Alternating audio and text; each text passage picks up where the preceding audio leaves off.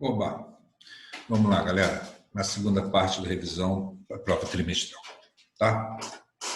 Aliás, antes de começar a falar dessa revisão, queria parabenizar o terceiro ano, tá? Que ao lançar as notas de vocês, das conceituais, notei que o terceiro ano está se destacando na realização das tarefas, certo? Bacana, galera, continua assim, tá? Por favor, continuem assim.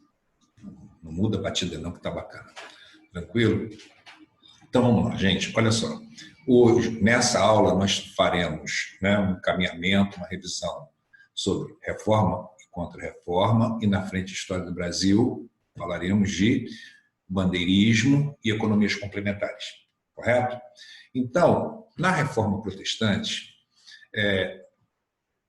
não tem jeito. Vocês têm que lembrar dos fatores econômicos, políticos, religiosos e culturais associados ao Renascimento, certo? Que levam a esse processo de ruptura religiosa. Tá? Lembrando que a reforma protestante, o aparecimento de novas religiões, né, que embora cristãs, não seguem mais, desculpem, deu coceira agora, né, não seguem mais a orientação da Igreja Católica, certo? Não respeita mais a hierarquia da Igreja Católica, né? O controle papal, certo? E, além dessas causas que levam a esse processo de ruptura, eu aconselho que vocês lembrem, basicamente, das três religiões protestantes, ditas assim, certo? Reformistas históricas do século XVI, tá? E, a primeira delas, a base, o luteranismo. Não dá para falar do luteranismo ignorando a questão das indulgências, certo? Digamos assim, da compra de uma vaguinha no céu, certo? Do pagamento pelos pecados cometidos, correto? E, em cima disso, não podemos esquecer da rebelião de um frei agostiniano, Martinho Lutero, alemão, que se rebela exatamente contra essa venda dessas indulgências, né? Também contra outros equívocos cometidos na igreja na época, certo? Comportamento inadequado, mudando do clero, certo? O enriquecimento material da igreja, correto? E uma outra coisa que eu aconselho que vocês lembrem dentro do luteranismo também é a questão da salvação da alma, essencialmente pela fé absoluta em Deus, certo? E a partir desse momento, né, principalmente a partir de 1520, quando ele é excomungado da Igreja Católica através do Dieta de Worms, né, peço que vocês lembrem das propostas luteranas para essa nova religião reformista, né, principalmente através dessa crença na fé absoluta como forma de salvação, né, do resumo a somente dois sacramentos, batismo e eucaristia, o uso da língua nacional, certo? A livre interpretação da Bíblia, do livro sagrado, certo? A simplificação do serviço religioso, culto simples, não é isso? Tá? A possibilidade de divórcio, tranquilo? Dentre outros fatores, tá? Melhor dizendo, dentre outras propostas. Tá certo? Ronaldo, o que mais dentro do luteranismo? Aconselho que vocês estudem também a questão social na formação do luteranismo, ou seja, o enfrentamento entre Lutero e Thomas Müntzer. E aí eu peço que vocês estudem o movimento anabatista, basicamente um movimento social, basicamente camponês, que vai questionar não só o poder da nobreza feudal alemã, mas também da Igreja Católica. Certo? O que mais, Ronaldo? Aconselho que vocês falem de calvinismo. João Calvino, principalmente em Genebra, na Suíça. Certo? Ronaldo, você vai cobrar a atuação e existência do consistório calvinista? Não, não vou. Nessa prova, ficaremos atentos à relação entre o calvinismo, certo? E a nova ética ligada ao desenvolvimento do capitalismo. Lembrando que a igreja, através da teoria do justo preço, ela dificultava, ela limitava, ela questionava a usura, certo? Ela, portanto, dificultava o enriquecimento pessoal, individual, portanto, feria os interesses da classe burguesa e a ascensão, né?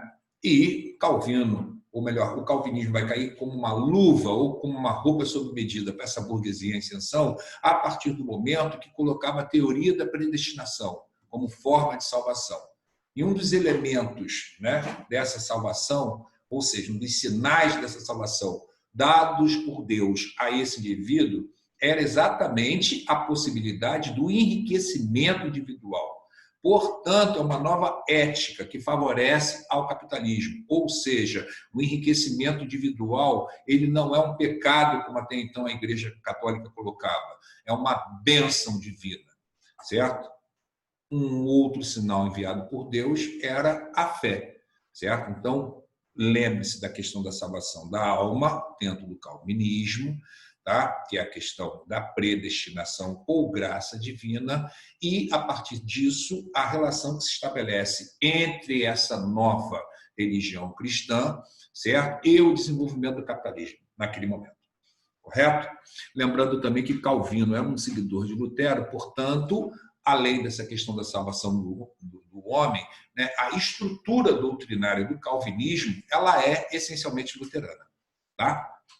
O que mais, Ronaldo? Devemos lembrar também de uma terceira religião, no caso anglicana, tá? Criada por Henrique VIII na Inglaterra. E, nesse caso, você lembra que esse anglicanismo tem muito a ver com o processo de consolidação do Estado moderno, do absolutismo inglês. Certo? Então, você associa essa religião a um fator político e econômico. E aí, necessariamente, vocês têm que estudar uma coisinha chamada Ato de Supremacia, de 1534. Aconselho que vocês prestem atenção no Ato de Supremacia. Correto? E, ainda dentro desse processo de ruptura religiosa, vem a resposta da Igreja Católica diante do aparecimento dessas religiões, certo? Protestantes. E aí a gente está falando de reforma católica ou contra-reforma, certo? O que eu tenho que estudar na contra-reforma? Duas coisas básicas. Quais foram as principais ações da Igreja Católica nesse contexto? Né? E aí vocês têm que lembrar necessariamente da convocação do Concílio de Trento, em 1545, que se estende até 63, certo? Vocês têm que lembrar do Índex Librório Proibitório, do Índice de Livros Proibidos aos Católicos.